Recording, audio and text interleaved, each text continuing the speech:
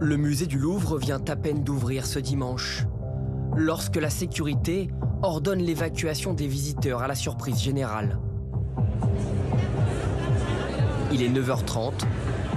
En quelques minutes, la pyramide se vide. La zone est bouclée. There's something wrong in there. We are not sure that the museum will be open after that. Please don't lose your time. Just go home and get a report from the website. On se disait on arrive pile poil à l'heure pour rentrer et quand on a vu tout le monde dehors et personne devant la pyramide, on s'est dit qu'est-ce qui se passe quoi. Ah oui, en arrivant ici, on a vu les rues balises, la police et voilà, on s'est posé la question de ce qui s'était passé. 1 heure plus tard, l'information se répand. Cambriolage retentissant il y a de cela 1h30 visant le musée d'art le plus visité au monde, le musée du Louvre. Stupeur, pour la première fois depuis 1998, le mythique musée est braqué par un commando de 4 hommes en fuite.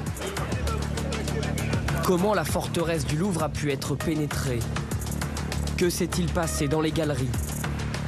Quelle est l'ampleur du braquage?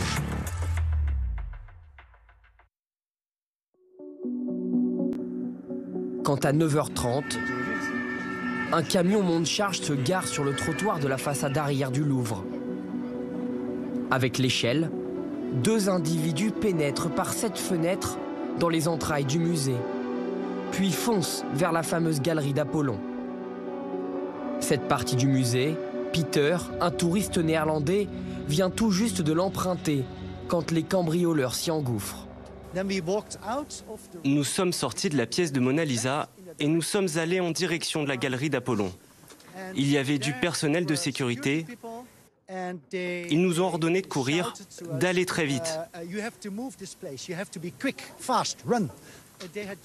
Ils venaient à peine de tirer un grand rideau, donc nous n'avons pas vu grand-chose. Mais juste à côté, c'était bien les voleurs. Et on ne le savait pas encore à ce moment-là, mais nous avons tout de suite remarqué que quelque chose n'allait pas. À ce moment-là, c'est une scène surréaliste qui se déroule à quelques mètres de Peter et des visiteurs évacués en urgence. Nous nous sommes procuré cette vidéo exceptionnelle, captée par un témoin qui souhaite rester anonyme et qui assiste à la scène. On y voit l'un des malfaiteurs vêtu d'un gilet jaune en train de scier une vitre dans une salle vide et sans qu'aucun agent de sécurité n'intervienne.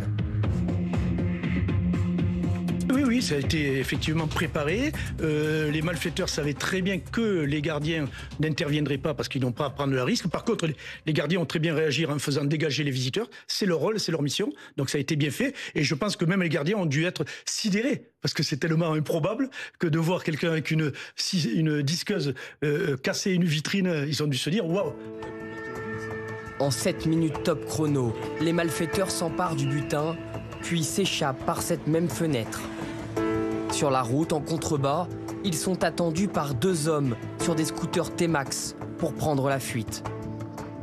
De l'autre côté du trottoir, Wayne, en pleine promenade, nous raconte cette scène surréaliste. Moi, j'ai vu 2 motos, une sur la route, une sur le trottoir, et il y avait 2 personnes par moto. Dans la position dans laquelle ils étaient sur la moto, on pouvait se dire qu'il y avait...